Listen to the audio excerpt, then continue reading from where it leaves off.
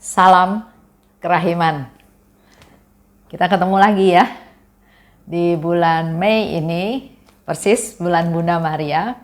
Saya ingin ajak teman-teman semua para devosan yang begitu merasa tertarik ya dengan devosi kepada kerahiman ilahi. Saya ingin mengajak Bapak Ibu semua untuk sama-sama masuk di bulan Mei ini banyak berbicara, membahas tentang Bunda Maria.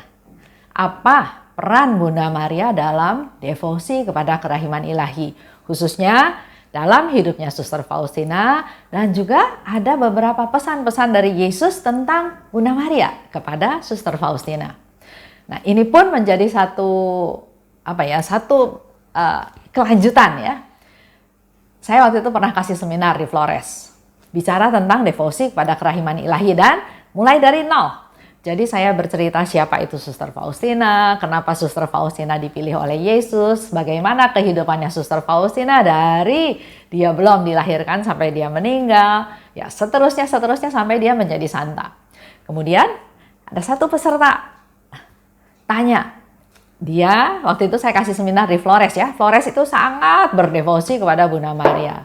Dia katakan, Ibu, kenapa dari tadi cerita tentang Suster Faustina, enggak cerita tentang Bunda Maria? Ya, itu satu ungkapan spontan. Ya, saya katakan antara lain karena kita berbicara tentang devosi kerahiman dan waktunya memang terbatas. Waktu itu hanya Jumat, Sabtu, Minggu. Kalau mau cerita semuanya pasti nggak cukup waktunya.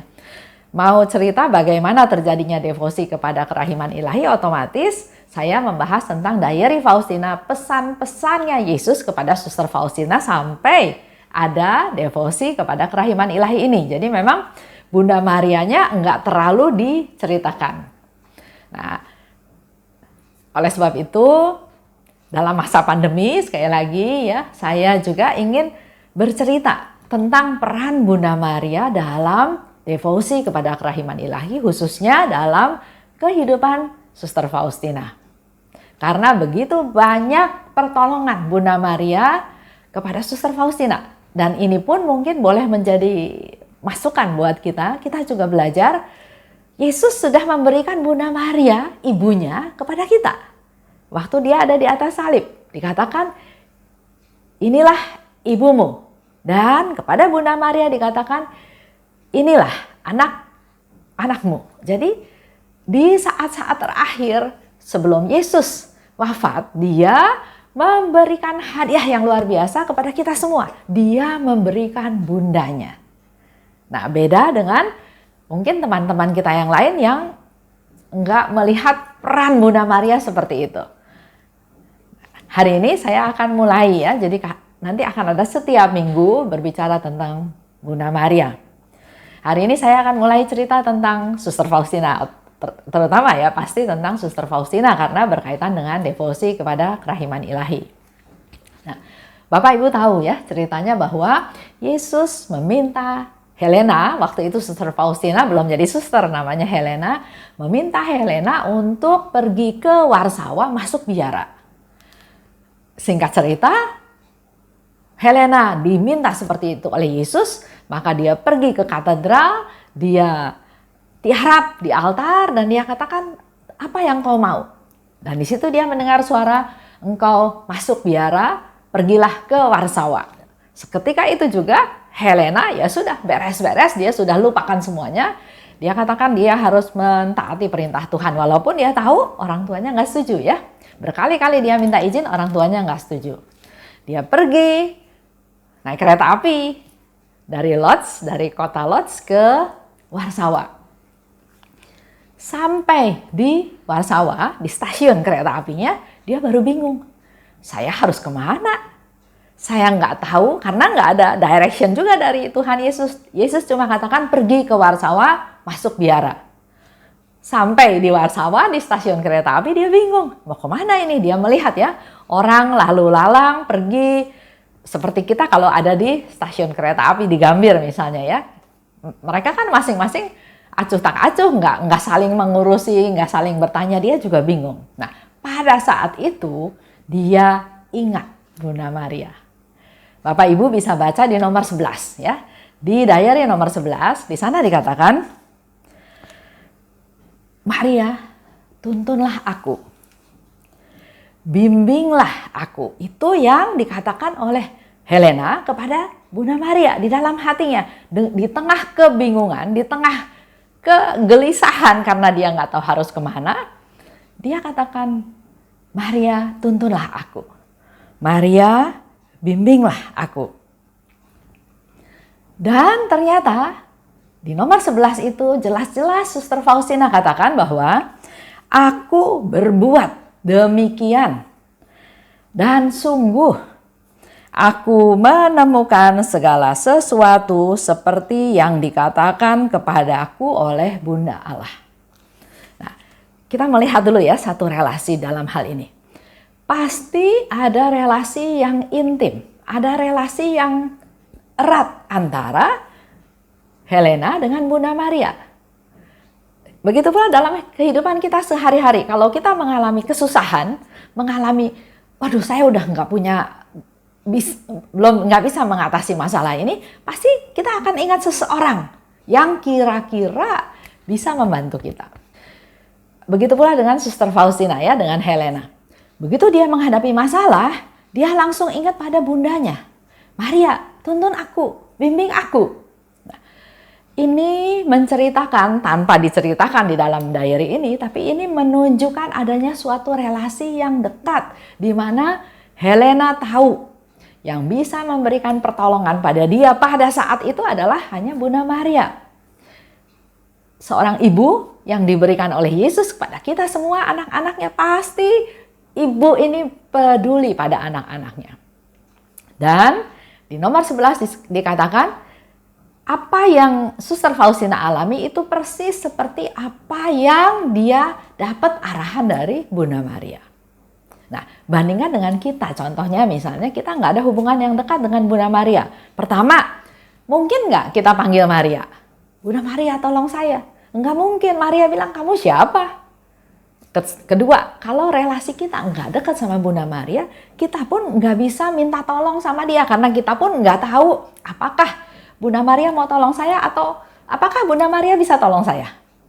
Contoh ya, ada teman saya, dia beragama lain dan dia menganggap Bunda Maria itu hanya seorang wanita biasa yang dipakai Tuhan untuk melahirkan Yesus. Setelah itu selesai. Nah, kalau pengertian dia seperti itu, apakah kalau kita lagi masalah, kita cari perempuan itu? Pasti enggak.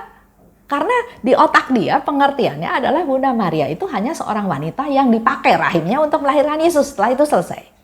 Nah, tapi kita, orang-orang Katolik, orang-orang yang berdevosi kepada kerahiman ilahi, bahkan juga berdevosi kepada Maria, kita tahu Bunda Maria itu Bunda Allah. Bunda Maria itu bunda yang melahirkan juru selamat ke dunia.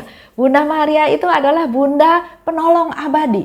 Bunda yang terus-menerus mendampingi kita, yang peduli pada kita. Bahkan Bunda Maria juga bisa pergi ke purgatorium untuk menghibur mereka-mereka jiwa-jiwa yang ada di purgatorium. Jadi Bunda Maria itu perannya besar sekali dalam kehidupan kita.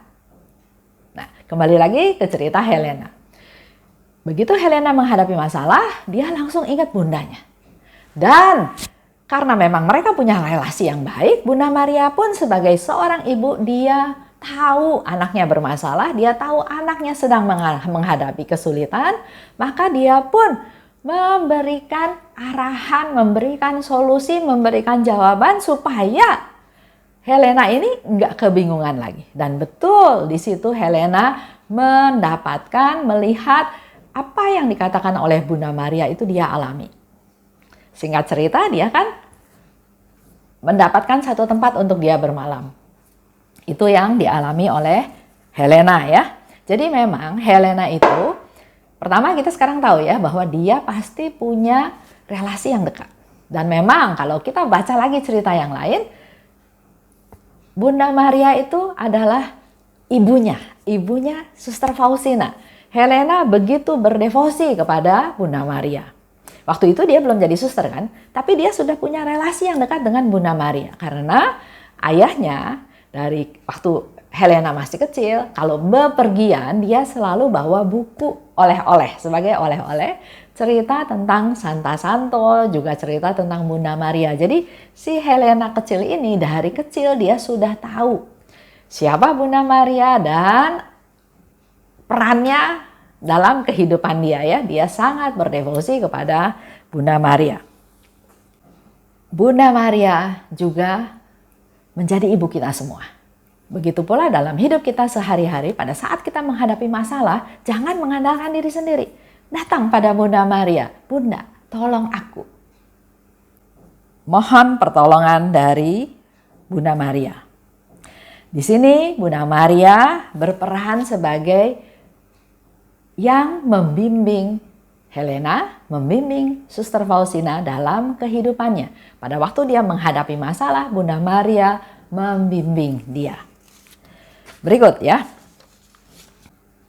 Karena punya relasi yang dekat dengan Bunda Maria, maka Bunda Maria juga nggak sungkan-sungkan datang pada Helena. Nah, waktu Suster Faustina sudah menjadi biarawati di kongregasi Bunda Maria Berbelas Kasih, kita bisa baca juga Bunda Maria datang kepada Suster Faustina sambil membopong bayi Yesus. Itu ada di nomor 25. Nah, di sana dikatakan, Bunda Maria mengunjungi aku sambil membopong bayi Yesus.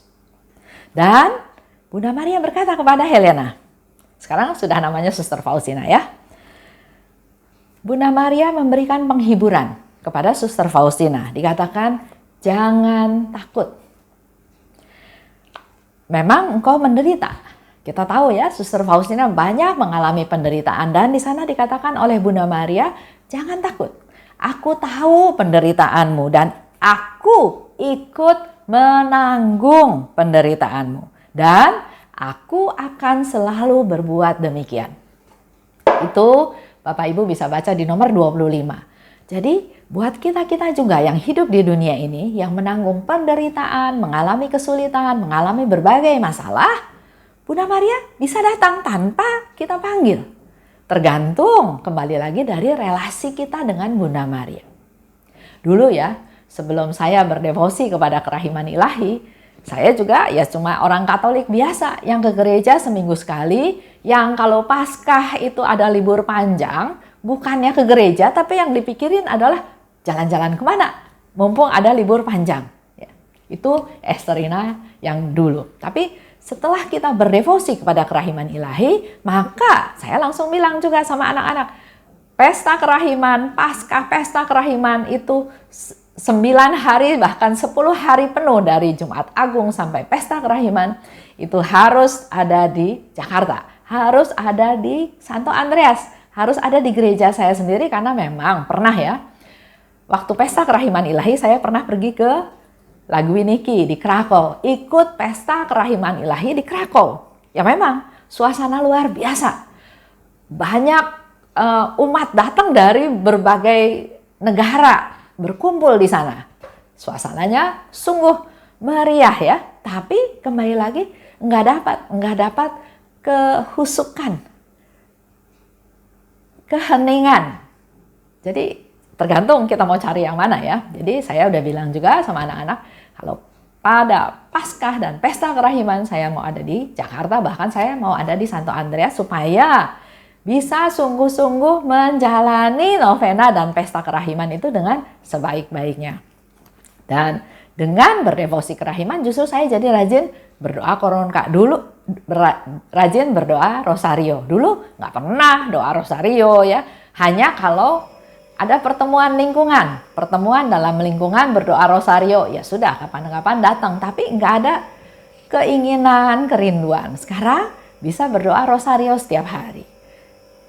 Bisa pergi ke misa Jumat pertama, bisa pergi ke misa pagi, bisa ikut berdevosi 3 Salam Maria, bisa juga novena ya, novena 3 Salam Maria, bisa juga mengikuti perayaan-perayaan yang berkaitan dengan Bunda Maria. Bunda Maria diangkat ke surga, Bunda Maria dikandung tanpa noda, dan banyak lagi ya, banyak lagi. Itu yang saya alami karena saya berdevosi kepada kerahiman, justru saya makin punya kerinduan untuk lebih dekat lagi berhubungan dengan Bunda Maria.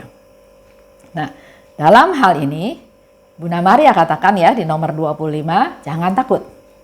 Aku ikut menanggung penderitaanmu dan aku akan selalu berbuat demikian.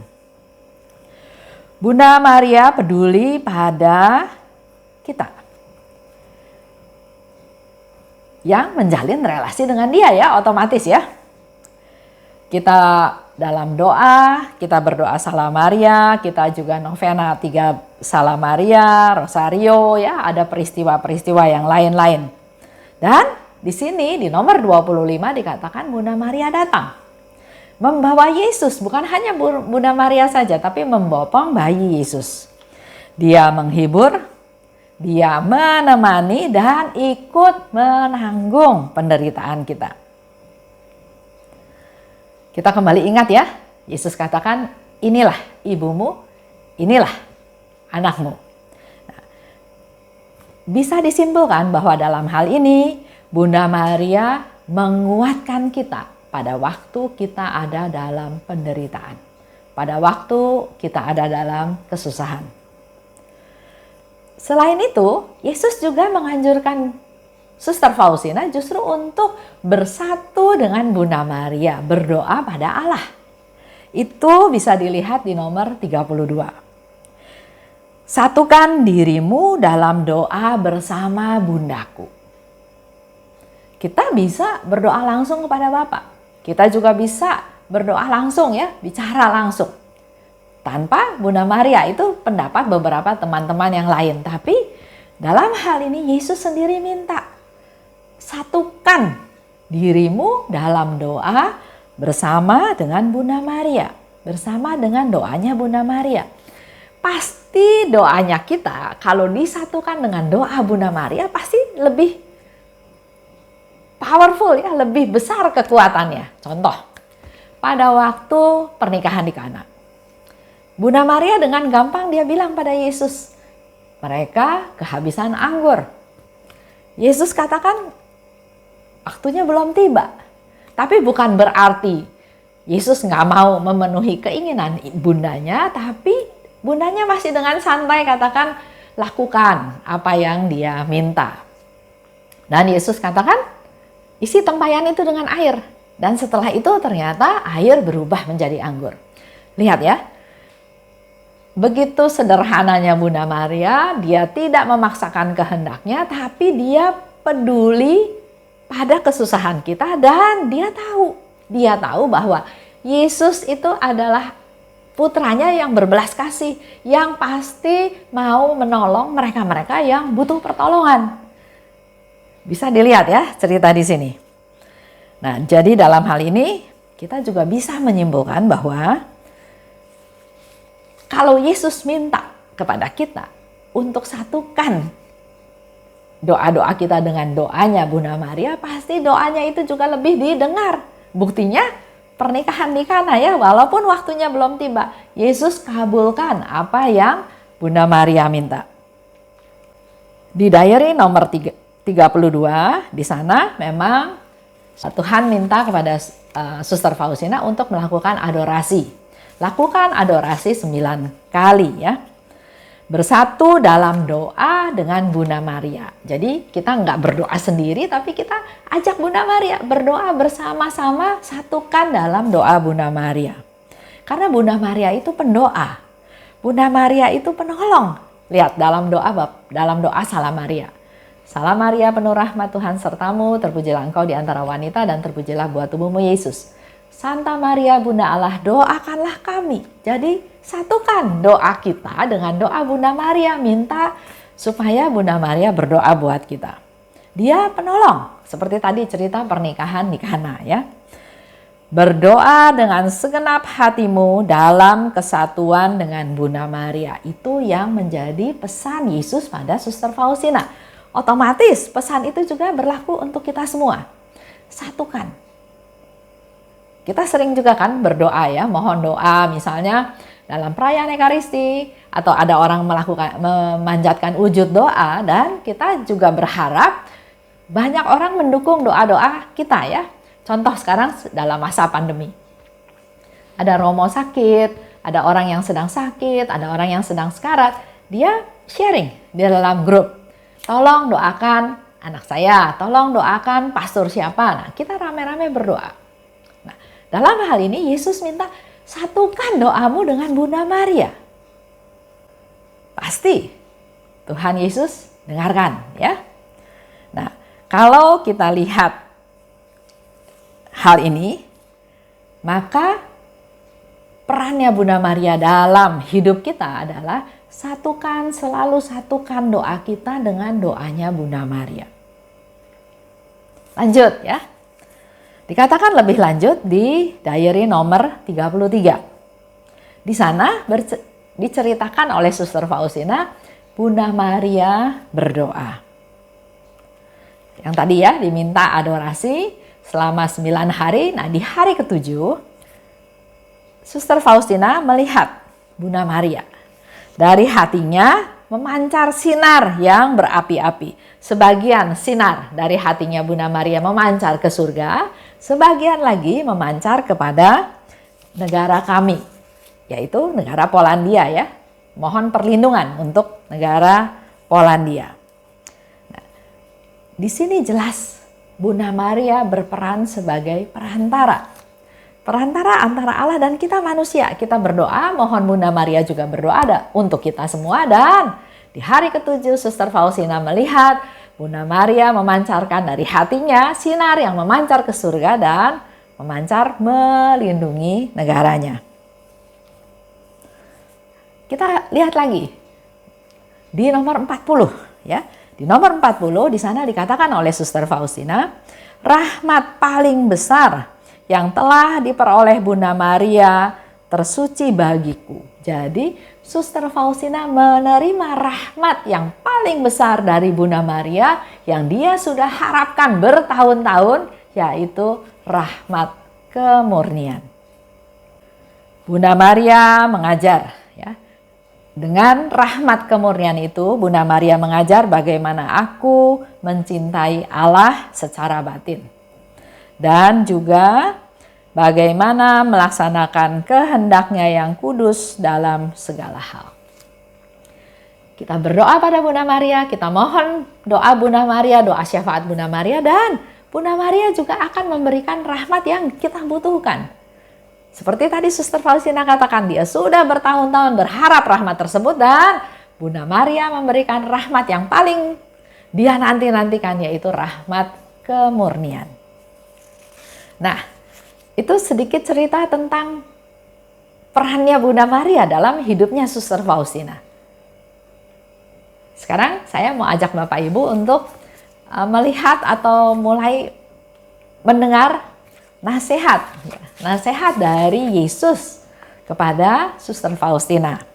Itu ada di 1560. Yesus katakan, minta pada Bunda Maria untuk menolong kamu dalam pencobaan. Sama ya, seperti cerita dalam Alkitab juga. Para murid bersama Yesus ada di perahu, tiba-tiba ada badai, murid ketakutan, padahal Yesus tenang-tenang tidur di dalam perahu tersebut ya, di dalam kapal tersebut. Ini juga mau membuktikan bahwa walaupun kita bersama Yesus, badai bisa aja tetap datang, pencobaan tetap bisa datang. Nah, di sini Yesus memberikan nasihat kepada Suster Faustina untuk minta kepada Bunda Maria untuk menolong kita pada waktu kita mengalami pencobaan. Kalau Bapak Ibu baca tadi di nomor 20, Bunda Maria datang ke purgatorium untuk menghibur jiwa-jiwa yang ada di purgatorium.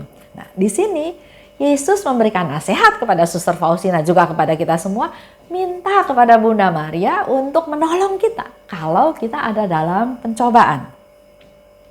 Dan nasihat Yesus dalam nomor 1560 yang pasti berguna buat hidup kita pada saat ini terutama ya. Jangan bertempur melawan godaan dengan mengandalkan diri sendiri. Kita hari-hari sering menghadapi godaan. Nah, di sini Yesus mengajar pada kita, memberikan nasihat pada kita, jangan mengandalkan diri sendiri. Misalnya ya, mengalami sesuatu masalah, ditantang, ayo bisa nggak selesaikan misalnya ya. Kita jangan terjebak sama jebakan mereka untuk membuktikan, wah saya mau buktikan nih bahwa saya bisa. Saya mengandalkan diri saya sendiri, saya nggak perlu pertolongan orang, saya mau buktikan saya bisa. Nah, dalam hal ini Yesus ingatkan kita semua, jangan mengandalkan diri sendiri kalau ada godaan. Karena harus dilihat, pada waktu orang itu menawarkan kamu bisa nggak, harus dilihat tujuan orang ini apa. Apakah hanya mau mentes kita aja, ngetes bisa nggak, atau mau mengganggu, menggoda pride kita, harga diri kita, bahwa saya nggak mau dianggap nggak bisa. Atau juga bahwa orang itu betul-betul lagi mau minta tolong pada kita. Nah ini kita harus bijaksana, kita harus bisa membedakan. Ya, banyak belajar dari Yesus. Yesus juga pada waktu ditanya, dia nggak langsung jawab apa yang ditanya. Tapi dia bisa bertanya balik. Jadi kita jangan masuk ke dalam jebakan-jebakan yang ada dalam hidup kita sehari-hari.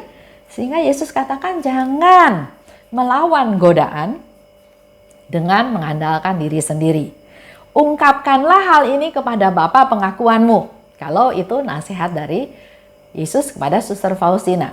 Karena pada saat kita bercerita kepada Bapa pengakuan, dikatakan oleh Yesus, maka kekuatan godaan akan hilang. Contoh yang gampang.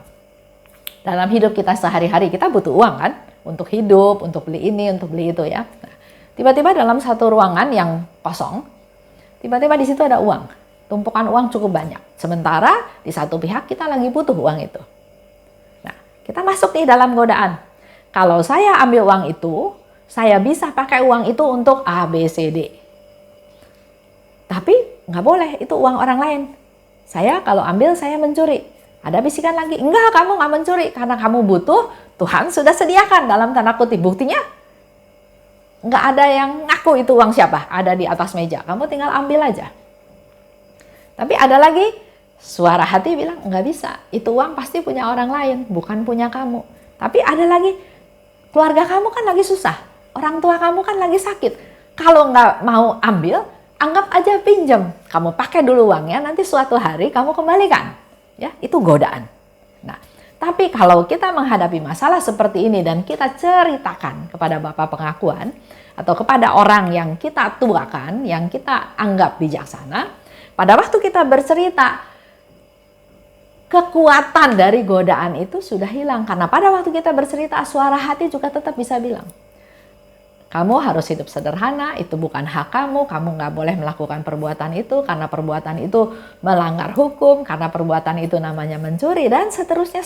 Sehingga dikatakan oleh Yesus, pada waktu kamu bercerita pada Bapa pengakuanmu, kekuatan godaan itu hilang.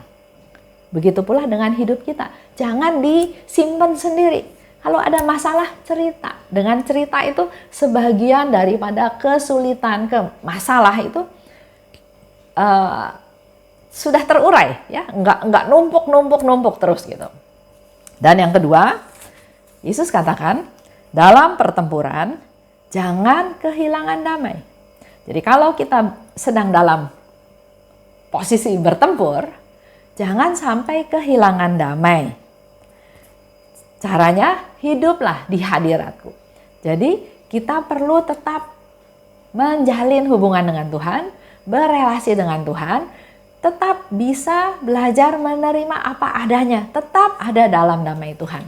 Misalnya contoh ya, dalam satu urusan. Saya nggak boleh kalah urusan ini, karena kalau saya kalah, uang saya hilang. Misalnya ya. Tapi kalau mengandalkan diri sendiri kan saya bertahan, kamu harus bisa kembaliin uang saya, kamu sudah ambil uang saya, kamu harus kembalikan uang saya ya, itu mengandalkan diri sendiri. Tapi kalau kita berserah pada Tuhan, Tuhan katakan kan dalam pertempuran, dalam hal tersebut pun kamu jangan sampai kehilangan damai. Jadi di dalam hati kita tetap kita harus bisa menciptakan damai tersebut. Ada Tuhan, Tuhan nggak mungkin membiarkan saya jatuh tergeletak, Tuhan nggak mungkin merugikan saya sedemikian rupa, tapi hal-hal yang terjadi ini pasti ada nasihat-nasihat, ada pesan-pesan, ada pencerahan dari Tuhan. Contoh ya, dalam satu perkara ya, kita ceritanya bisnis sama teman, terus dia katakan store uangnya ke dia. Nah, karena ini teman gereja percaya, ya sudah setor. Nggak lama seminggu kemudian dia bilang uangnya hilang, dibawa lari sama orang. Terus saya bilang, ya dibawa lari itu kan udah tanggung jawab kamu, karena uangnya udah saya transfer ke kamu harus mempertanggungjawabkan uang saya. Tapi dia bilang, ya saya juga ditipu. Kan ada rasa kesel, jengkel, itu kan bukan uang kecil gitu ya. Saya harus bisa minta uang itu balik dan memang kesalahannya bukan di saya. Nah, dalam hal ini prosesnya tetap ada, tapi damai di hati ini nggak boleh hilang, tetap harus ada damai.